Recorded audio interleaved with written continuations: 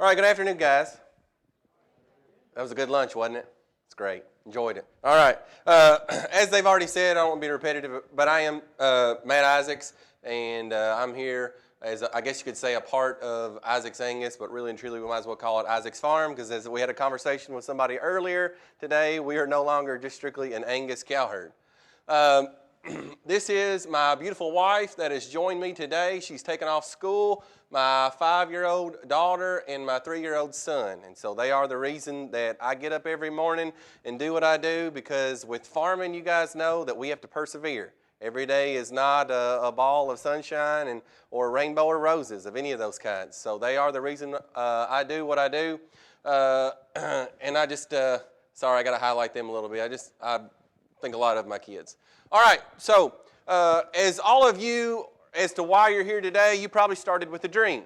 And I myself started with a dream. Little boy, I know you can hardly tell, but even though I look 15, I'm actually 33. And so I started with a dream. I have been involved in beef production my entire life, but I was always under someone else's wing. So it was always their way. And so when I got of age and I had the ability to do so, my wife and I, we purchased this 70 acres. And as you can already tell, I have about 43 neighbors that I get to share that with. The subdivision moved in, developed right beside me after I purchased this piece of property, which was fine. That's no problem at all. So starting with a blank slate was something that I think all of us would love to have, or dream of, essentially. But what the reality of that is you also have to be able to float or finance this entire dream. And so as I mentioned earlier, this was my first opportunity to be able to make my own decisions and then also be able to tell you why I made these decisions. As every 18-year-old boy would be, or maybe even sooner, you like to challenge your father. You think you've reached that age and a point, and so just because we had done things a certain way didn't mean that I wanted to do them his way. I wanted to be my own individual, and I wanted to do things my way and for a purpose. And so as we go through the next slides, you're going to see how I begin to phase into that and the reasons as to why we did that. Now I'm still on this slide. So when I say I started with a blank slate, I literally started with crop fields. This was the 70 acres that you're looking at was no-till tobacco prior to that. And then when I was able to purchase it, it was the timing of the year wasn't right. And so somehow, in order to make that first land payment, I decided to let some row crop farmers come in, and they put it all in corn. So there's no fences of any kind. There's no grass on this farm of any kind whatsoever, a true blank slate. So the first thing I had to be responsible for is doing complete perimeter fencing around the whole thing. And I found out with all of this subdivision moving in, and as you can't tell, I have a lot of other neighbors as well, good fences make great neighbors, okay? Now keep in mind, I'm young. I am a full-time farmer. I do not have a day job, okay? So from a cash flow standpoint, we got to figure out how we can float this along and make this work. I was able to purchase a whole semi-load of posts for the outside of the fence alongside the road, which that is a main state highway, and cars don't like cattle on their hoods. So that was another thing. Plus, I didn't want to have to contend with my 40-some neighbors. So probably one thing, and you'll all get a laugh at it, I made that fence going down through there as hot as it could be. All strands. Because I didn't want anybody thinking that their dogs or their cats or themselves were going to come join me on that side of the fence. So once we got all of the perimeter fencing done, it was on to phase, essentially that would have been phase 1 right here. So I took over this piece of property in the wrong time of year after they were able to get their crops off. And so what was the first thing that I thought we needed to do? I had talked to my local extension agent, so hey, you know what kind of grass go in here? So we went in with an annual forage, and this is Sudan grass. And I was able to graze, I was able to graze about 45 yearling heifers on there all the way from the summer months after the Sudan grass was established all the way well into fall, right before breeding season, which would have been Thanksgiving. So I was able to effectively do that. Now, granted, I say that because I wanted to pull them off in a timely manner, that I could move on to essentially phase 2. So phase 2 was being able to no-till and change my annual crop rotation into a perennial crop of grass, so that we could effectively be able to have cattle on this piece of property year-round. And so we went with a Bar Optima fescue mix of 20 pounds an acre. I went with a benchmark orchard grass, which at the time it was simply because it was a cheaper orchard grass at that time, at 15 pounds an acre. I even used a product called Festulum, and I know that's misspelled, but if you could spell it, please do. I also I wanted to add in some Ladina white clover to get some, and really truly looking back on that now, I would have loved to have added more things. But at the time, that was a great mix of forage from a grass standpoint and legume standpoint, and I was happy. Now, all things we can do is put this out there and hope and pray that the Lord blesses it. And boy, did He. All right? As soon as I pulled out with the drill, it rained and it rained and it rained, and I guarantee you every bit of grass seed came up twice. And I'm very thankful for that. So I want to give Him the praise that He deserves. But understand this, so in order to reduce the spacing, because in a no-till drill you got a 7.5-inch spacing gap, so what we did is I cut all of those rates in half, and we double drilled it, but we went different directions in order to prevent that. And if you're starting in a blank slate, I would highly encourage that, because I'm now about 5 to 6 years into this, and I have no weeds, and I do not bush hog. Because I think that if we're going to be effective grazers, that our livestock, whether that be sheep or cattle, need to do the grazing. And also partly because I don't own a bush hog, and nor do I want to have to borrow my father's. So when we get on to phase 3, as I mentioned earlier, I told you that my first priority was getting a good, strong perimeter fence. And so that good fences make good neighbors. I didn't spend any money whatsoever on focusing on cross fencing of any kind. And I did that intentionally. One, because it was very good on my pocketbook. But two, was it allowed me to be able to cross fence this any way I desired. So I put up a poly fence of any kind, and it's a hybrid system, and you can see the posts in the background in the picture or whatnot. And I have lots of great help that I look forward to growing into and actually being able to move all those things. So simple things like a tire mineral feeder that you can pull with a four-wheeler, or if I'm feeling really, really great that day, I can drag a few feet, as long as it's not full, and make it work. So the original design was 10 paddocks on a minimum of a 21-day rotation. And what that allows that grass to do is it allows it to come back. Now, what I haven't told you is prior to making all of these decisions, I went and spent about a $400 investment on a grazing school with Jim Garish, Grassroots to Grazing. And I would highly recommend if you're any type of invest in your. It is worth every penny that you put into it.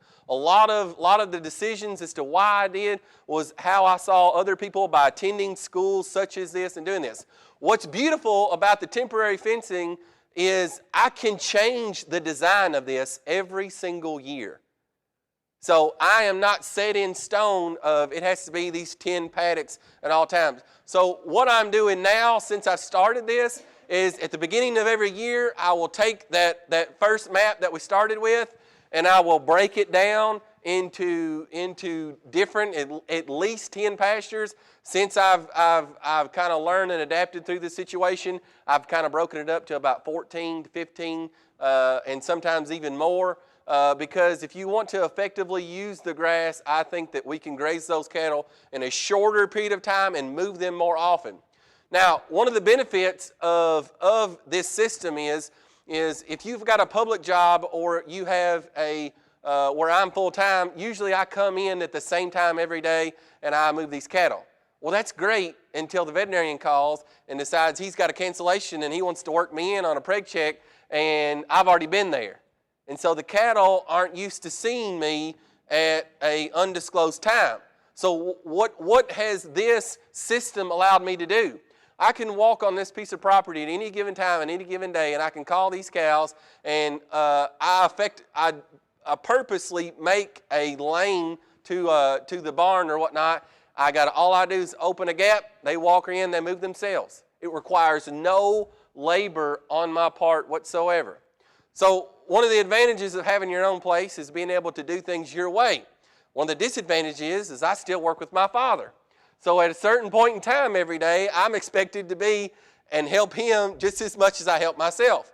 So my time is limited here, and it has allowed me to be able to effectively do what I need to do in a timely manner.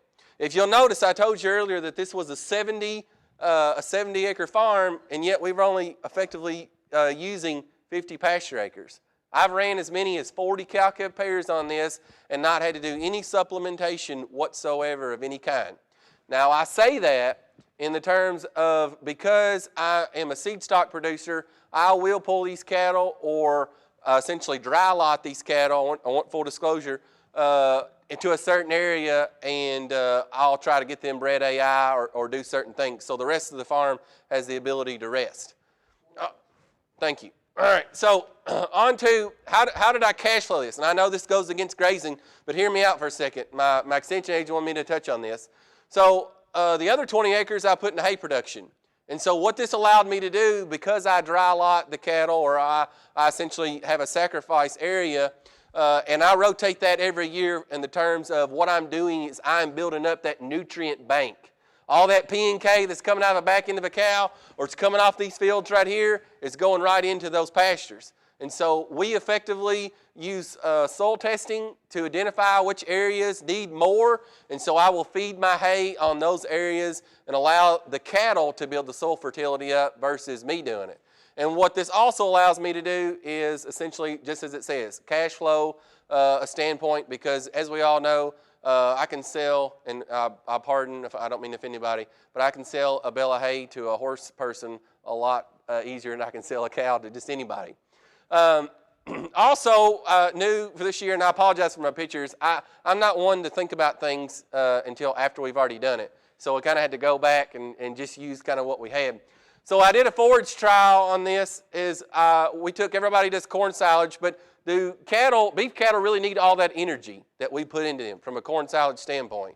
And the whole reason that I tried this is because I have access to the equipment. I'm not going to do anything that is not effectively for me that I have to rent or pay somebody else to do. If I don't have it access, I don't want no part of it. So what we did was I did 10 acres of corn silage and 8 acres of sorghum over here, and I ran them side by side, and I planted them based on their maturity dates.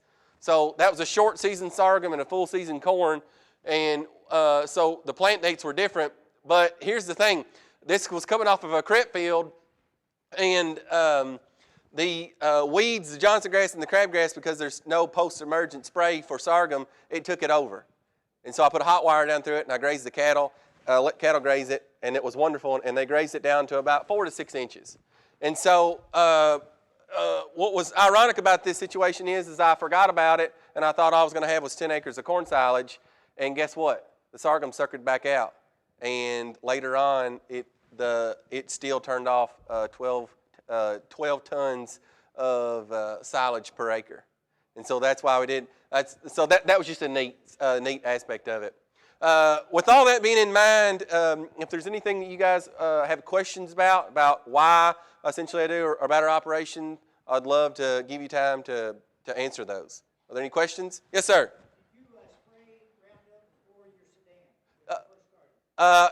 No, I did not. Did you have to spray between sedan and your fescue? I did in order to terminate it just for some reason I don't know why, but I can't get grass to stop growing in these places. I was fearful that my soil was not common if I did the blend together if I fertilized. I understand. Your fescue-fescolium mix. Yes. And that didn't trot out your clover. No.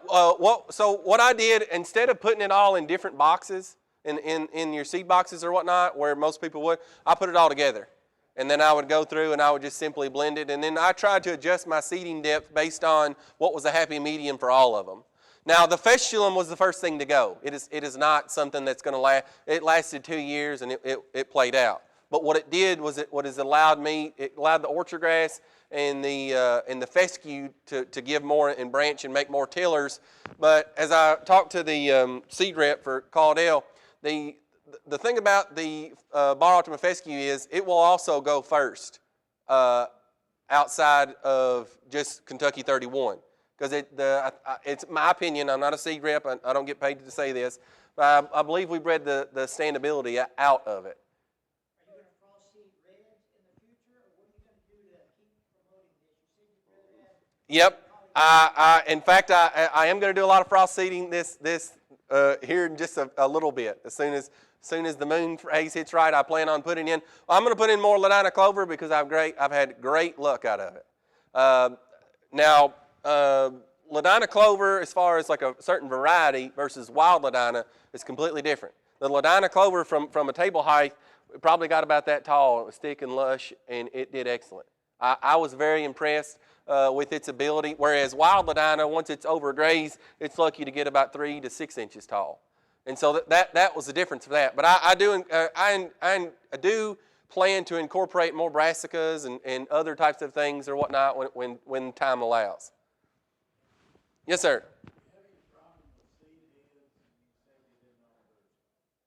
No, I don't. Because the goal for me in the springtime is to move the cattle as fast as I can. What I want them to do is to simply just control the growth as we go through there. One of the things that I learned from Jim Garish is he makes you say in the video, I will not overgraze. I think one of the biggest problems that prior to me going through this and gaining knowledge is we grazed too far down and we allowed sunlight to reach bare dirt.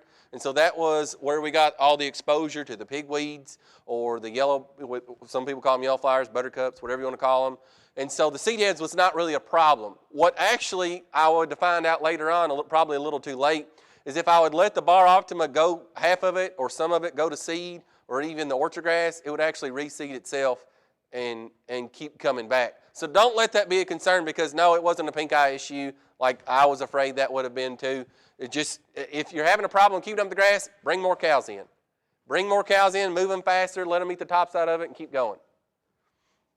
Any other questions? Nope. Thank you guys very much.